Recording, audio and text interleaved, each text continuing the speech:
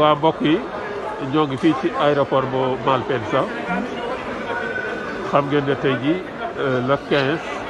mooy départ bi nga xam ne moo jëkk Sénégalais yi jënd billet ñëw ba fii ci aéroport bi waaye wax nañ ne avion mënut a jógee Sénégal ñëw ndax Sénégal moo confirmé wut pour avion bi départ. Italiens yi wax nañ ne lu ci ñun ci seen réew la seen réew moo nanguwul avion bi départ. kon nag na ngeen xam ne Sénégalais yi bëgg nañoo dem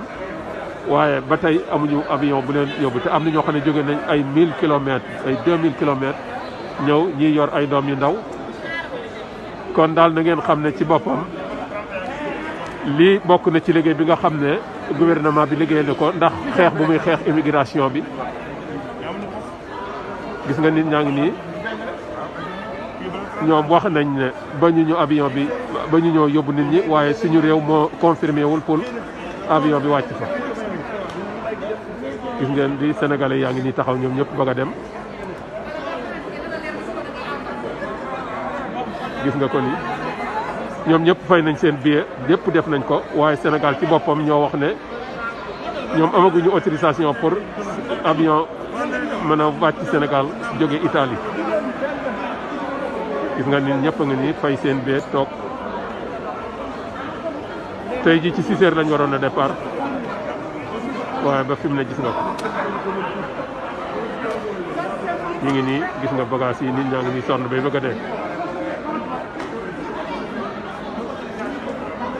Sénégalais yi ñu ngi mer xale yi tuuti yi ñu ngi fi lekk ñu naan ñu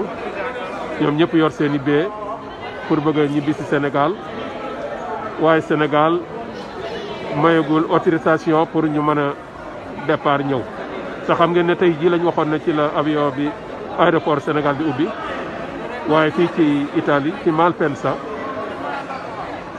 depuis ci suba nit ñi ñu ngi fi di xaar avion bi waaye ñoom nee nañ seen réew ci boppam moo joxegul autorisation pour avion bi mën a départ li daal bokk na ci li ñuy dund fii ci Italie